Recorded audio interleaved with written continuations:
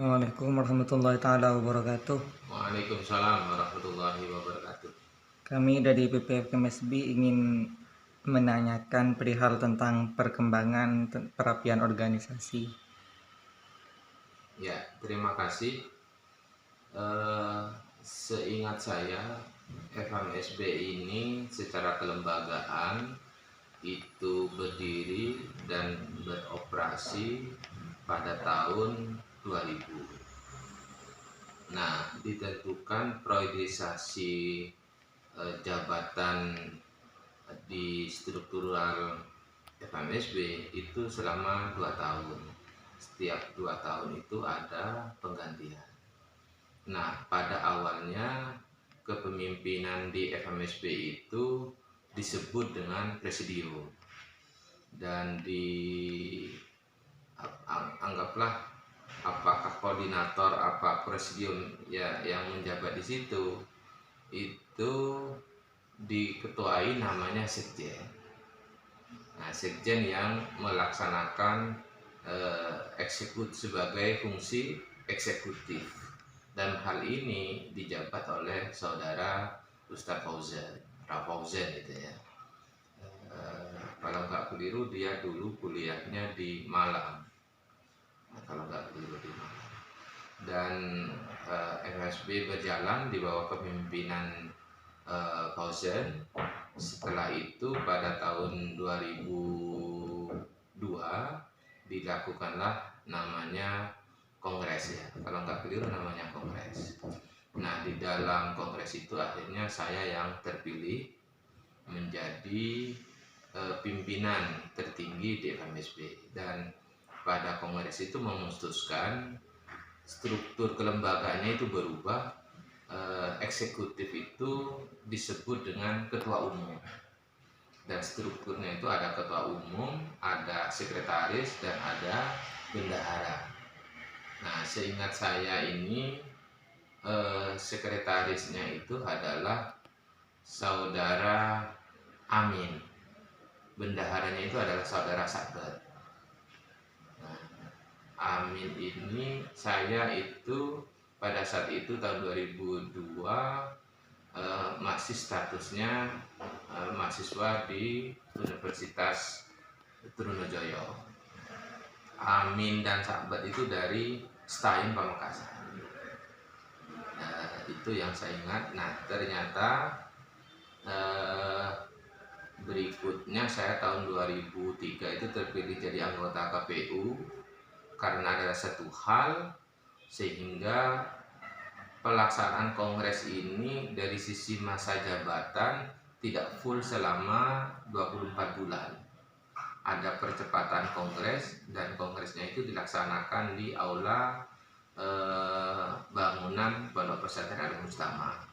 Dan pada saat itu memang jumlah kehadiran peserta kongres sangat terbatas, dan alhamdulillah pada saat itu terpilihlah saudara Ahmad Baidowi sebagai ketua umum. Dan seingat saya Ahmad Baidowi ini terpilih sebagai ketua umum FMSB selama 2 periode, dari 2004, 2006, dan 2006 sampai 2008. Baru setelah itu 2008 terpilihlah Muhsin Saleh ya, hasil kongres di Jogja ya kalau nggak keliru. Nah, berbicara penguatan organisasi, memang pada kongres 2002 itu belum terpikirkan mengenai bagaimana sistem pengkaderan. Pola pengkaderan ini bagaimana, seingat saya memang belum maksimal. Yang dikenal dengan PAB ya, PAB ya, pengkaderan anggota baru ya. Cuma memang pada saat periode saya PAB itu sudah pernah dilaksanakan.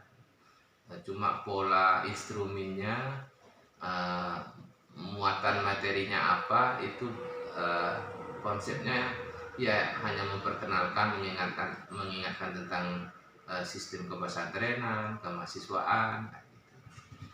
Dan memang semenjak kepemimpinan saya itu saya selalu juga menyampaikan bagaimana status organisasi kemahasiswaan FMSB ini itu setara dengan organisasi kemahasiswaan level nasional, sehingga bayangan saya itu sekretariatnya itu bukan berpusat di Pondok Pesantren Banyuanyar, tapi sudah punya kantor permanen yang berada di ibu kota Jakarta.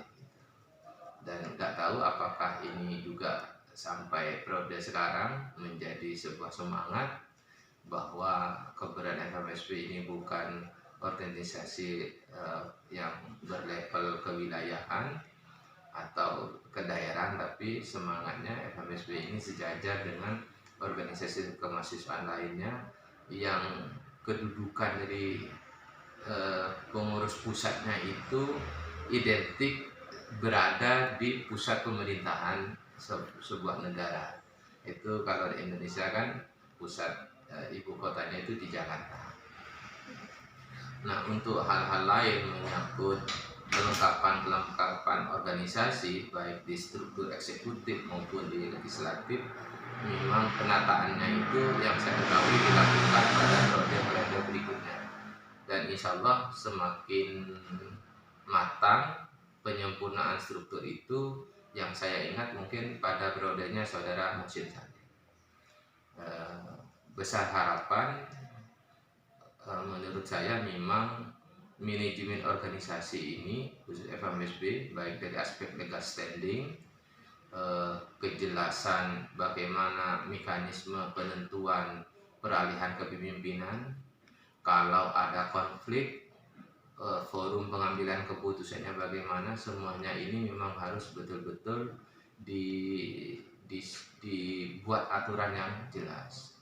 Tapi setidak-tidaknya semangat yang saya pahami FKMSB ini adalah organisasi yang tidak mutlak independen.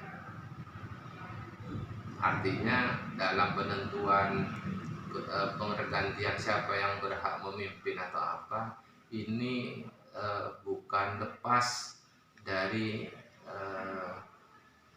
nilai-nilai yang terikat di Pondok Pesantren Banyuanyar. Nah, sepertinya pola kepemimpinan ini masih perlu untuk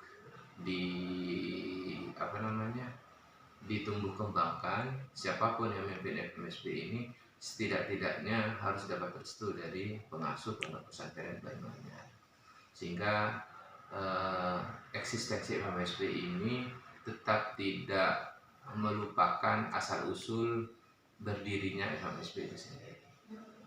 Mungkin itu hal-hal yang perlu bisa saya sampaikan. Terima kasih. Terima kasih kami sampaikan. Assalamualaikum warahmatullahi wabarakatuh.